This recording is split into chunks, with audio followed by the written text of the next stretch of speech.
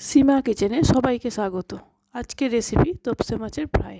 তো তার জন্য এখানে আমি 250 গ্রাম তপসে মাছ নিয়েছি এবং কেটে ধুয়ে পরিষ্কার করে নিয়েছি।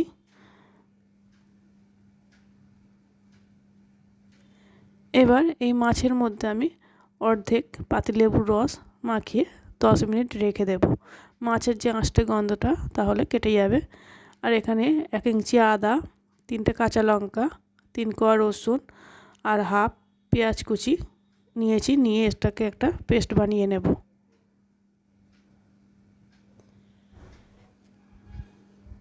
এবার মাছের মধ্যে পরিমাণ মতো লবণ, হাফ চামচ হলুদ, হাফ চামচের মতো গোলমরিচের গুঁড়ো আর আদা রসুন বেটে রাখা পেস্টটা দিয়ে ভালো করে মাছের গায়ে মাখিয়ে নেব।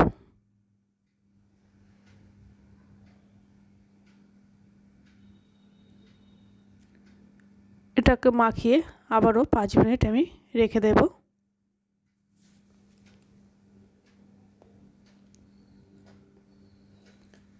এবার আমি এখানে একটা বাটি নিয়েছি। এখানে আমি 3 চামচ কর্নফ্লাওয়ার নিয়ে নেব। নিয়ে একটা পাতলা বেটার তৈরি করে নেব। সামান্য একটু লবণ দিলাম এর মধ্যে, দিয়ে জল দিয়ে পাতলা বেটার তৈরি করে নেব।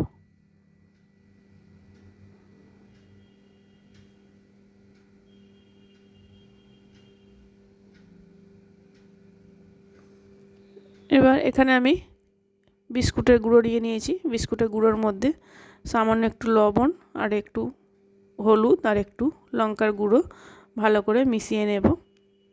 আমি এখানে বিস্কুটের গুঁড়ো ব্যবহার করছি, আপনারা চাইলে ব্রেড ক্রাম্বও ব্যবহার করতে পারেন। এবার যে মাছগুলো ম্যারিনেট করে রেখেছিলাম একটা একটা করে নিয়ে বিস্কুটের গুঁড়োর মধ্যে দিয়ে একবার করে কোট করে নেব।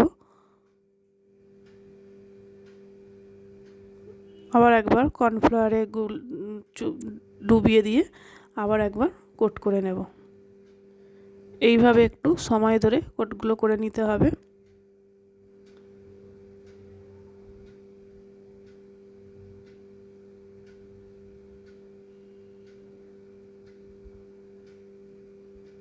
তো একই পদ্ধতিতে আমি সবকটা মাছই এইভাবে কোট করে নেব।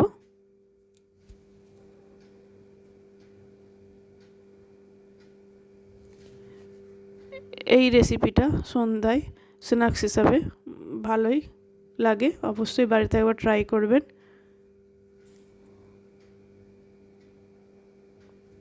আবার ডাল ভাতের সঙ্গেও খুব ভালো লাগে।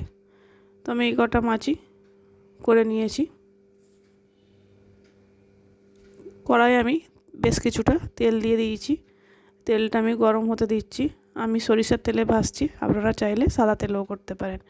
তো তেলটা একটু গরম হয়ে গেলে মাছগুলো দিয়ে দেবো আর গ্যাসটা লো মিডিয়ামে রেখে দেবো, কারণ মাছটা ভেতর দিয়ে তাহলে ভাজা হবে না, ওপরটা তাড়াতাড়ি ভাজা হয়ে যাবে।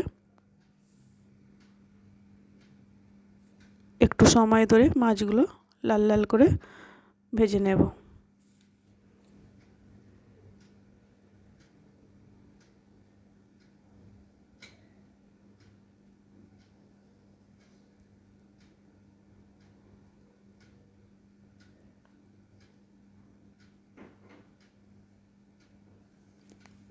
তো আমার এইভাবে মাছগুলো ভাজা হয়ে গেছে, দেখুন কত সুন্দর হয়েছে।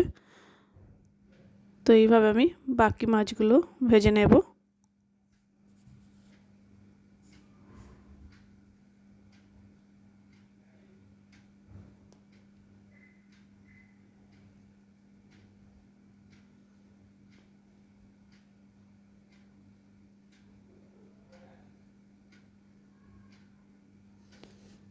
এইভাবে যদি তপসে মাছের ফ্রাই করা যায় খেতেও দারুণ লাগে।